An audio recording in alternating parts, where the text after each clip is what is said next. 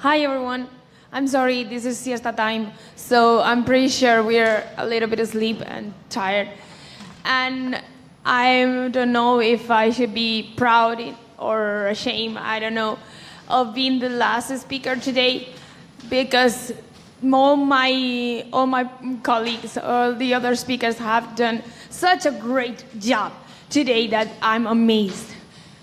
In the meantime, my presentation is preparing. I want to explain a little bit how this roundtable is going to. Okay, thank you. Awesome. I name it the Auntie Talk. The Auntie Talk, because I don't want to talk. I want you to speak for me. And I want everyone to feel free to criticize UI, web design, and front end. As Beta said, I'm a computer science student and a business management student. I'm doing a double degree. So I have studied a lot about marketing and how to sell a good product. And I found out that a good product has to be beautiful and appealing. So we're going to be moving forward to this. Okay, thanks to all our speakers for giving us a chance of being here today and enjoying this amazing event today. So, I'm Marta Lobo. This is me here in Barcelona last September. I have participated in several events related with women in tech, like the ACM womENcourage event, which this picture is from, the Women Techmakers in Madrid, I'm a co-organizer, and then the Women in Tech project with the book that Nerea just talked about. I have also done a little bit internship in front-end development and web design at Intelygent, which is a business, a company based in Madrid. And this summer, I'm moving to London to work for Amazon Prime Video as a software developer engineer. So that's why I wanted to come here to ask you, who are all professionals now, I guess, to give me some advice and some thoughts, some inputs about your experience, about your opinions, and about what you feel about this topic. So first, does any volunteer want to tell us about where are they from, what do they do, like a brief bio? Anyone? Please.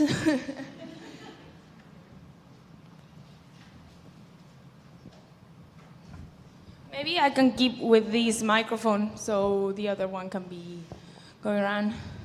¿Puedo hacerlo en español? Yeah, sure. Of course. This is supposed to be in English, but I told them, what if people don't speak English? Okay, let's do Spanglish. It's fine by me. Awesome. Okay. Soy Osley Basó. Mi nombre es Osley Basó. Soy de Venezuela. Trabajo, bueno, me enfoco en Rails, Ruby Rails. Estoy aprendiendo ahora React. Y trabajo desde casa desde hace, qué sé yo, como 7 años más o menos. No sé qué más. Bueno, y estoy aquí en Barcelona desde hace 2 años. Okay, thank you so much. Okay, let's do a little probing. How many of you are front-end developers? You could qualify. 1. Okay, so all the others are back-end developers? Yes? No? Feedback, please? Yes? So all of them. So here, everyone is a back-end developer? No, there are also full-stack developers. There's also UX? No, full-stack. We're doing both. Full stacks. Okay, then maybe I'm going to wait down. Okay, perfect. So, you've seen a little bit of my slides, especially I want you to focus on this one. Do you like my slides? Yes or no? No. Yes, that's the answer I wanted. Why not? I suppose that the slides could be adapt for all the people that are here. Some people are visual, some people are auditive, another kinesthetics. So it's only focused on one point of the one sector, one area, and for me, it's not enough. Yes, you don't like them. Okay, they're awful. I get it. Yes, that's true. Any other opinions? Please be critical with me. Okay. I will take your serious faces are, I don't give a crap about your slides, but it's okay. What I wanted to make you think is that not everybody likes the same stuff. Not everybody needs the same to understand a presentation or to receive a message. And I wanted to make a reflection about why do we like what we like. I mean, I may have chosen this background in green because I was coming here to the Women Techmakers and it was one of the colors from the logo and maybe it suited well, but on the other hand, it may look quite, I don't know, plain and simple and it's not too moving or it doesn't transmit any emotion. So, I want to ask you if you think there are some factors that determine why do we like what we like. For example, age. I think age is a pretty obvious way that our likes change as we grow older. Kids do not like the same stuff as older people, and also the elderly, because there's a little small point of understanding. Because I love that meme about what channel is the Netflix, because elder people don't always know about technology and about websites, and they don't understand how they work, so they don't like it. And maybe that's a big point. Another point is about trends here, because I don't know, I must confess I'm a little bit of an anti-Apple stuff because I think it's too mainstream. Everybody uses it. I know there's a big component of it's a good product and it's good for developing and good for front-end development, but I don't like it because everybody likes it, everybody is using it. All of these guys are using MacBooks. And the other possible factor I found was education. It's different. As I was talking before, it's different for a kid who has been born in the technological era that knows how to use an iPad before even learning to read, that maybe you like the things better when you understand them, when you are comfortable using them. So, what do you think about this? Do you agree with it or do you not? Or do you don't agree with that? Any other specific opinion? Please.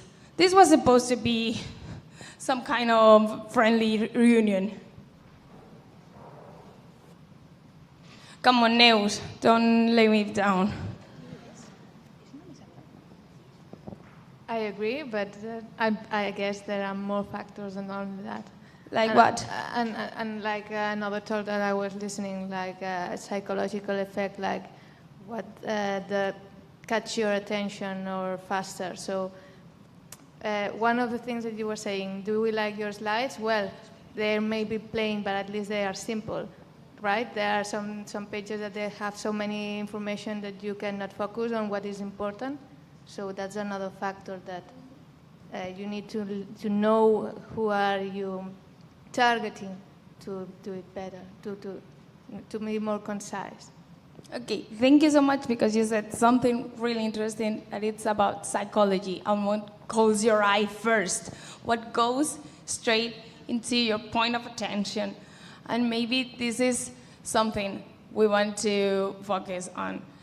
Do we like what we do understand, what we subconsciously have learned, and then it comes to our attention in the first place? Do you know about the hamburger menu? It's a pretty modern standard in web design that is these 3 simple bars. Maybe it's a pretty criticized design because it's way too simple. We need to, who gets the credit for this? If Picasso would be alive, he would complain about this. My God. But this is very useful for millennials or people who have learned how to use technology and know that if you touch those 3 bars, the menu will show up and you will find your options. But my mother gets always really messed with this, and I have to learn to teach her so many times about what does that stupid button do in order for her to understand. And coming along with the psychological fact, I wanted to do a little emphasis in why do we like it as a gender factor. Because including age, education, or trends, there's a gender factor. So men that are mostly in this part, for example, do you mind if I use you as a volunteer? As a first volunteer? Okay. So, what do you like about a web page? Whatever comes to your mind. I like simple page. Okay, any specific colors? Black. Okay, so this is a website, this is an article that tries to explain what men want and give some examples. For example, here it talks about the colors that are more likely to be used for a specific web page designed for men. I will sit down in order for you to see better. And color guys don't like, purple and pink, oh my God. And then, simple. So here are some examples of simple web pages that men like. So as you can see, black, as he said, and simple. And maybe also shocking messages like aggressive banners like weapons and knives, automatic weapons, store handguns. Okay, so this is some of, I don't know, maybe it's a trend, it's a stereotype of what men like. So coming from this side of the room, any girl that would want to be a volunteer and tell me what women like in a web page? Sorry. Yeah. En español, si te sientes más cómoda, no pasa nada.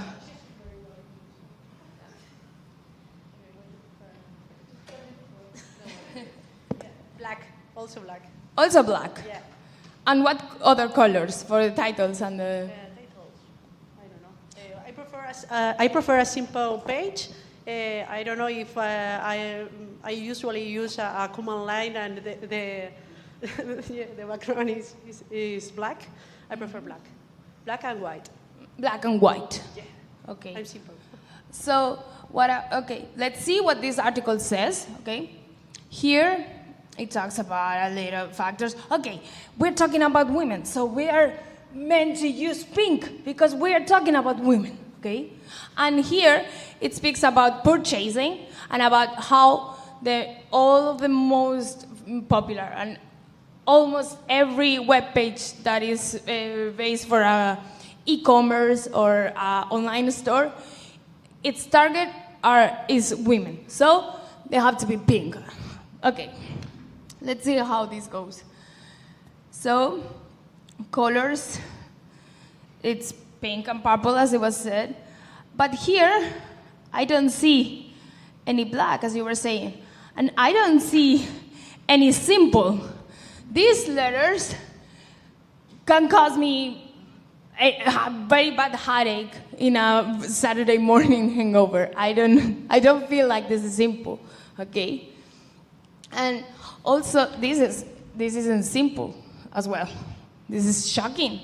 This wants to make some other attention. So maybe when we are designing a website, we're trying to think in our target, in the final users, but maybe we don't reach them very well. And of course, there are design patterns and there are some rules and guidelines in order to design a good web page and a good interface. But I think we have to think deeper about what are our users, what do they really like, and if that is a matter of gender.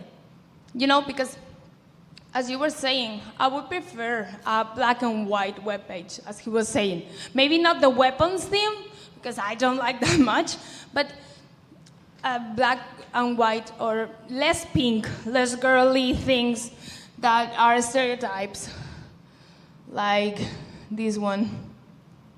Okay, I like that blazer, but you know, this is not appealing for men, isn't it? You will go into that website and you will start browsing and trying to find out what is in it. No, that's it. Okay, so, oops. Awesome, I didn't know that was possible. Okay, I think I can solve it. Okay, so here comes the thing.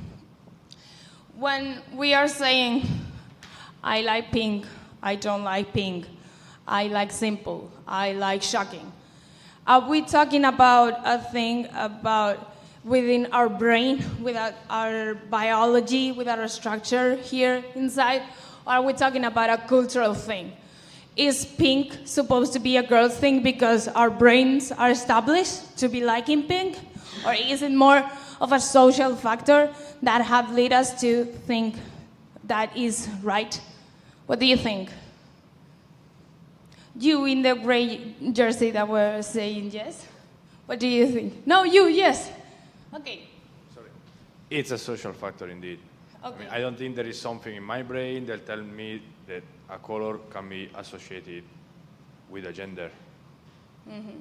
I don't believe that. Maybe some scientists can come up and say, no, the color of sphere is red and the color of man is blue. But I don't believe this.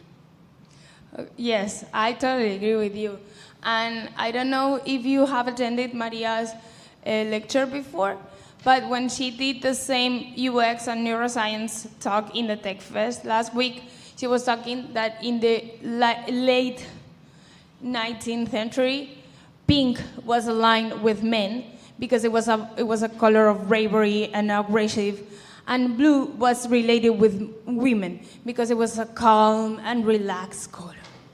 So I want you to reflect on it, and I wanted to think over this topic, and whether you go to a store and find a t-shirt that you like, don't overthink about the color, think about what it makes you feel, and maybe also think about what you've learned from the beginning, from the society you're surrounded with, and reflection and about what does it really make me feel and have an opinion about this, okay?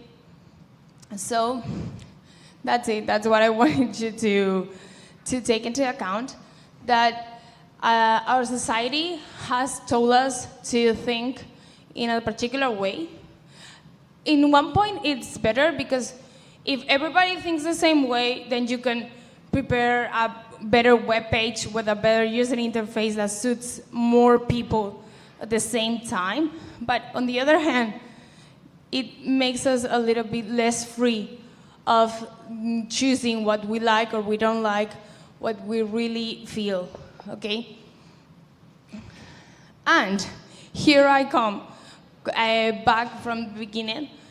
I wanted to make this thought because as I had this internship in Intelligent, I was working in a full stack team preparing a website, and at that time the designer went out the company, So they decided to not hiring another designer, and that all designs of all the web page would come from an external business.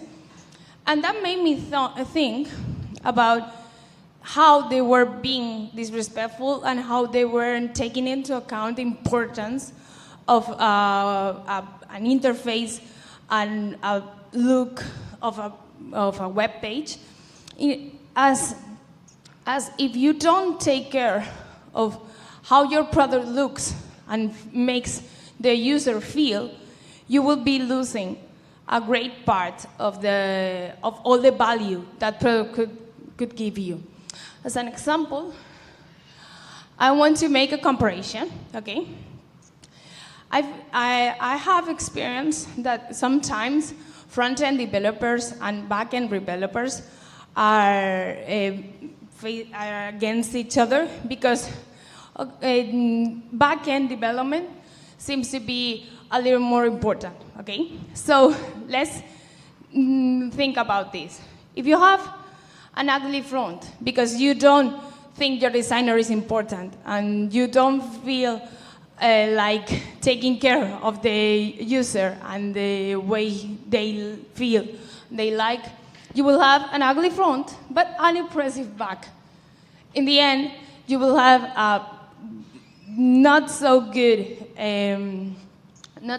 app that will take a lot of time to do the things you want it to do, because if you don't have a great user interface, you won't be able to use it and take all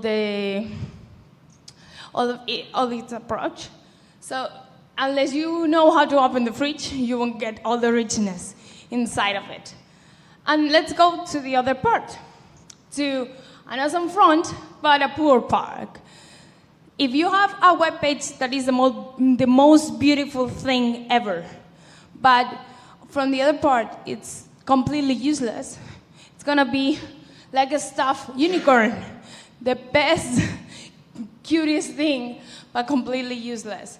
So I wanted to make a final statement that we have to take care of our user interfaces and to think about the users, of course, the people, our clients, the people who are using them, the people who are going to interact with them, and also, not this, but this, to be friends, to try to mix both parts and make the great symbiosis with both of them. And as you have said that there are some full stack developers here, I myself cannot say that I am a front-end or back-end developer because I haven't decided yet. I'm still a student, so that's why I wanted to share opinions and try to find a little more about this world.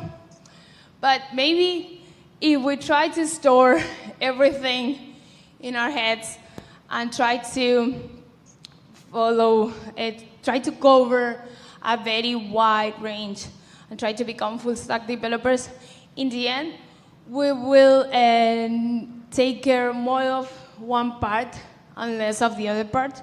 And I think both parts are really important and fundamental in any project, in any product. Not only web pages, but any applications you could imagine, you need a good, proper interface in order to work, to make it work, in order to make it usable and useful. So, in the end, I wanted to, of course, tell about the book. Here, I am with Nerea and some other people, and this is a little bit of the final reflection. These stories were meant to inspire people to get into technology and to follow their instincts and to never be afraid of what people think or what society has told you to think.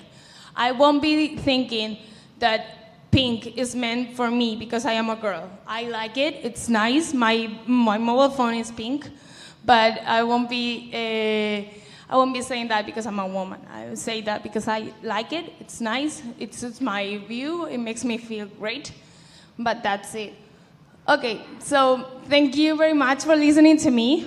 And do you have any questions or complaints, or do you disagree with anything I have told? Hello, thank you for your speech. Thank you so much. I have a question. Looking at the conclusion that you exposed,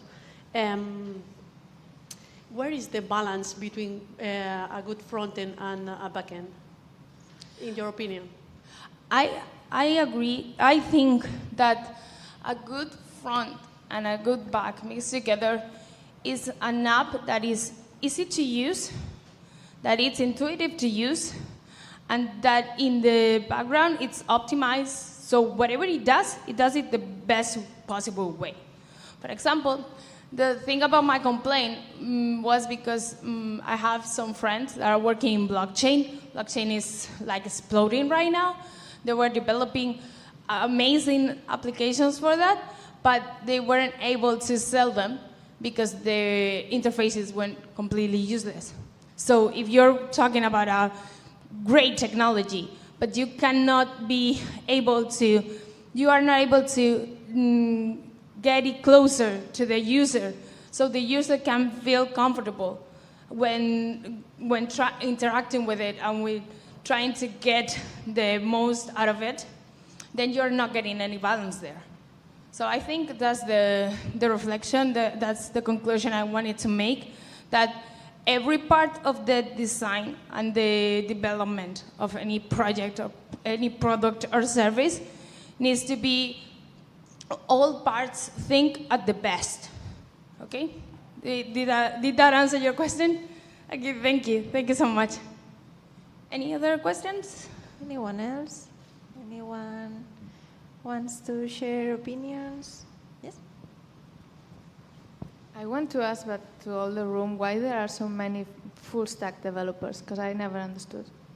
I mean, what's the point? For me, I'm a back-end developer, but I mean, I've been full stack, let's say, because I was doing something that was, from the database to the HTML and CSS, but for me, specializing in something gave me much more profit to be very good at something, at one or two things, know a little bit of the rest to understand how it works, but let the others do their best in that part. For me, in big applications, at least, works better than being full stack. So why there are so many full stack? Any full stacks to answer that? I can answer that. I'm full stack. Awesome. So I think, in my opinion, that full stack developers, why the reason we are full stack developers coming from a DevOps culture, we do backend, we do frontend, we do sysadmin. I think you can do them all good at the same level. I think the difference comes when you're speaking about what you enjoy, because I think part of our job is not doing only what we like, but also what we have to do. And when you're talking about a team that needs to run their services, they need, like any person in the team, needs to have a knowledge, at least a basic knowledge, on any piece of the services they are owning. And the service is complete with all this together. But yeah, again, I think you can learn and get to the same level where you can do them well, all of them. But I think at the end of the day, it's what you prefer.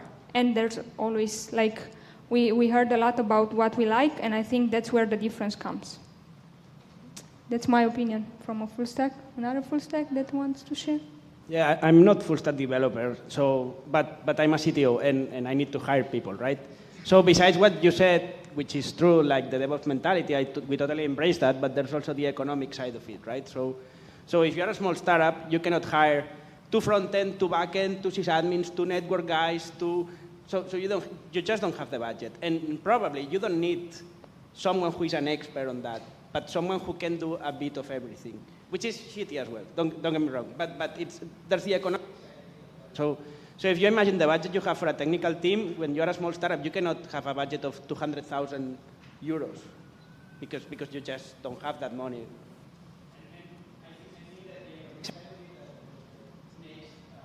companies look for full stack developers sometimes. Thank you so much for that reflection, because it really makes me think that once I get out of college and I start my professional career, I really hope that the economical factor will not be a handicap in our ways, in our paths, and that of course, I really feel that a full stack developer has a lot of merit, because it's really difficult to do everything well. I mean, if I had to choose, if I'm honest, I would prefer to excel at something than to be good at everything. And those are both points of view totally valid, and that's what I wanted to come out today, that maybe we are full stack developers because if it's well in our CVs and it's something that the job market requires right now, but maybe we have to try and to think about it, think it over, and say, okay, I can be a full stack developer, I can learn back-end and front-end, but if I want to do something the best I can, I must have to focus on something, and I have to be the best at it, because if we try to get everything, in the end something is going to be missing out. Okay, so any more questions? More experiences to share? Yeah, please, any experiences you have. Come on, don't be shy. Please. Any other? Okay. Thank you so much for my forced volunteer. For you, which are the responsibilities of a front-end developer? Only HTML and JavaScript, or also CSS? I think a good front developer should learn CSS. I mean, here, talking about front-end, I include the designing part. So for me, maqueta is the same, or should be the same as a front-end. Because a graphic designer, if you only lead it to CSS, then the JavaScript will be poor, will be not well built. So why don't you teach your front-end developer to be good at designing as well? Then you will save a lot of work. That's something that happened to me in my internship. The design was given to me, the CSS was given to me, but I have to fix all the little JavaScript parts that weren't working the way the web page needed it to work. So I hope in my utopic future that front ends would be designers too, and that CSS will not be as feared as it is right now. Because, for example, the full stack developers here, do they learn CSS? Yes. And do you know, and do you work fine with it? Yes, I work fine with it. I don't like it, but I work fine with it.